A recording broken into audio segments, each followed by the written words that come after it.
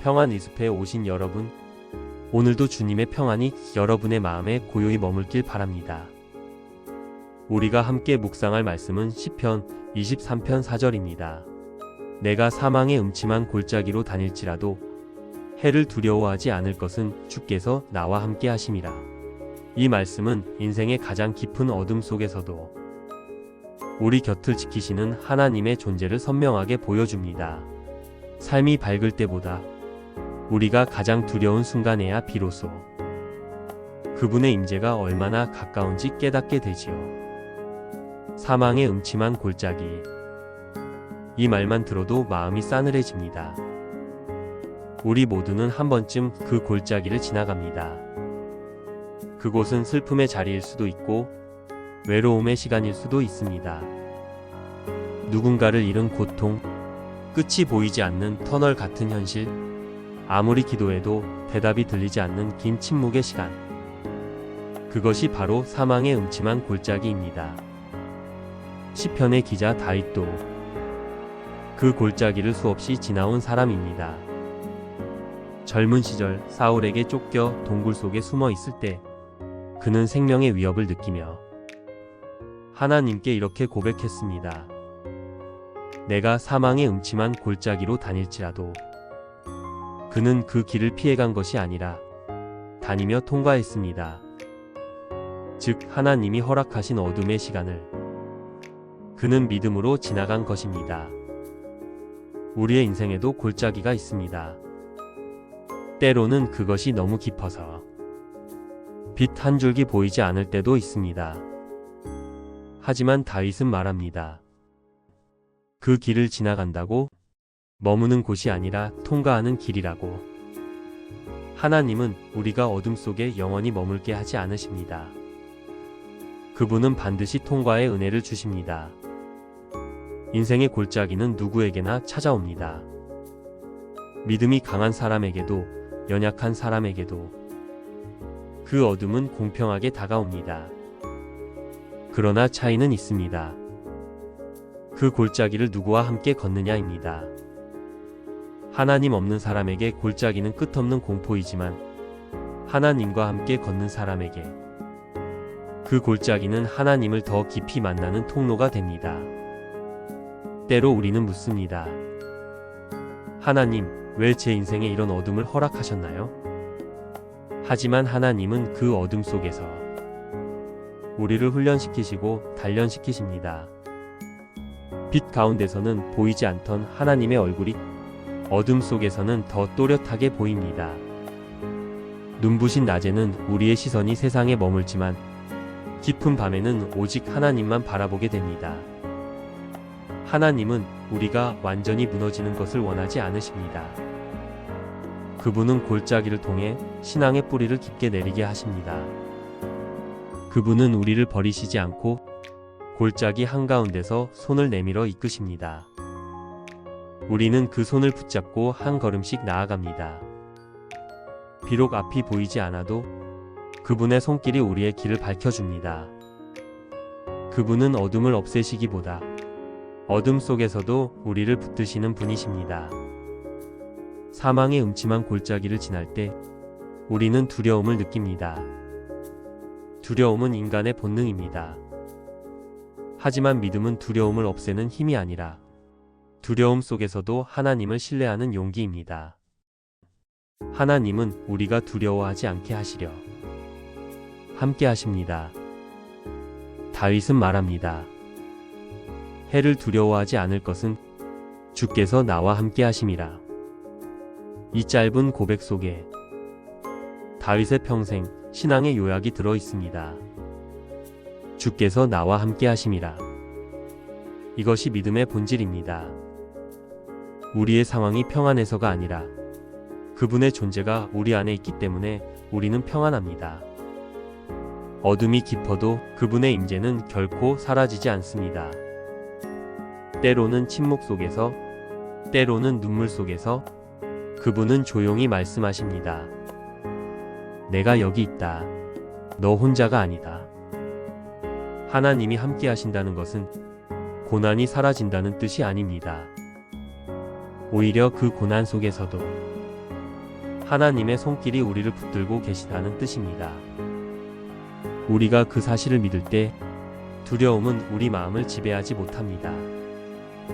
빛은 사라져도 그분의 임재는 어둠 속에서도 여전히 빛납니다. 우리의 인생길에 때로는 깊은 밤이 찾아오지만 그 밤은 주님이 우리를 떠나셨기 때문이 아니라 우리를 더 가까이 부르시기 위한 시간입니다. 빛이 사라진 자리에 믿음이 자라납니다. 눈물이 흐른 자리에서 감사가 피어납니다. 그것이 바로 사망의 음침한 골짜기를 지나며 배우는 하나님의 신비한 은혜입니다. 주께서 나와 함께 하심이라. 이 짧은 고백은 다윗의 인생 전체를 지탱한 믿음의 핵심이었습니다. 그는 궁궐이 아니라 광야에서 이 고백을 배웠습니다. 찬란한 성공의 순간이 아니라 사망의 음침한 골짜기 속에서 이 한 문장을 체험으로 알게 된 것입니다. 하나님이 함께 하신다는 말은 성경에서 가장 많이 등장하는 약속 중 하나입니다. 그러나 이 말은 단순한 위로의 표현이 아닙니다. 함께 하심은 우리의 감정이 아니라 하나님의 성품에서 비롯된 진리입니다. 하나님은 우리를 사랑하시기에 우리가 어둠 속을 걸을 때조차 결코 우리 곁을 떠나지 않으십니다. 때로 우리는 느낍니다. 하나님이 정말 나와 함께 계신 걸까? 기도해도 응답이 없고 눈물로 밤을 지새워도 아무런 변화가 없을 때 우리의 마음은 흔들립니다. 하지만 하나님의 임재는 우리의 감정에 달려있지 않습니다. 그분은 우리가 느끼지 못해도 항상 조용히 변함없이 함께 하십니다. 다윗은 어둠 속에서 그분의 발자국 소리를 들었습니다. 폭풍 속에서도 그분의 숨결을 느꼈습니다. 그는 홀로였지만 결코 외롭지 않았습니다. 왜냐하면 그는 자신을 둘러싼 어둠보다 그와 함께 계신 하나님을 더 크게 믿었기 때문입니다. 주께서 나와 함께 하심이라는 고백은 단순히 위로의 말이 아니라 믿음의 결단입니다. 나는 두렵지만 그럼에도 불구하고 믿습니다. 하나님이 지금 이 자리에 계심을 믿습니다. 이것이 진짜 믿음입니다. 믿음은 두려움이 없는 상태가 아니라 두려움 속에서도 하나님을 붙드는 선택입니다. 때로 하나님의 함께 하심은 큰 기적이 아니라 작은 평안으로 나타납니다. 아무 일도 변하지 않았는데 이상하게 마음이 잠잠해질 때가 있습니다. 눈물이 멈추지 않지만 그 눈물 속에 희망이 섞일 때가 있습니다. 그것이 바로 하나님의 임재의 흔적입니다. 하나님은 우리의 눈에 보이지 않지만 우리의 걸음마다 동행하십니다. 우리가 쓰러질 때는 그분의 손이 우리를 붙들고 우리가 길을 잃을 때는 그분의 음성이 조용히 우리를 부르십니다. 그분의 동행은 침묵 속에서도 현실입니다. 우리가 느끼지 못할 때조차 그분은 우리 곁을 떠나신 적이 없습니다. 다윗은 그 임재를 지팡이와 막대기로 표현했습니다. 지팡이는 인도하심의 상징이고 막대기는 보호의 상징입니다. 지팡이는 목자가 양을 인도할 때 사용했습니다. 험한 길에서 발을 헛디디지 않도록, 길을 잃지 않도록 도와주는 도구였지요. 하나님은 우리 인생의 목자이십니다.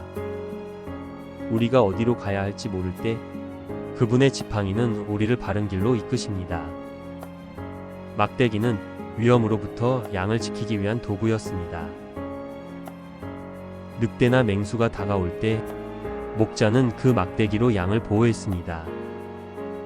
하나님도 마찬가지입니다. 보이지 않는 위험으로부터 우리의 마음과 생명을 지키십니다. 우리는 종종 그 사실을 모르지만 수많은 위기 속에서 하나님의 막대기가 우리를 대신해 맞아주셨습니다.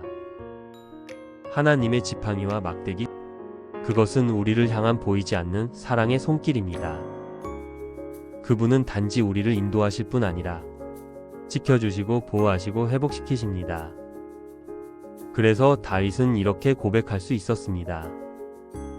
주의 지팡이와 막대기가 나를 안위하시나이다. 안위한다는 말은 단순히 위로한다는 뜻이 아닙니다. 마음의 중심을 다시 세운다는 의미입니다. 하나님의 동행은 우리를 단순히 위로하는 것이 아니라 우리의 내면을 새롭게 세워줍니다. 혹시 지금 당신이 깊은 골짜기를 지나고 있다면 기억하세요. 하나님은 당신을 잊지 않으셨습니다. 그분은 멀리서 바라보는 분이 아니라 같은 골짜기 안에서 함께 걸으시는 분입니다.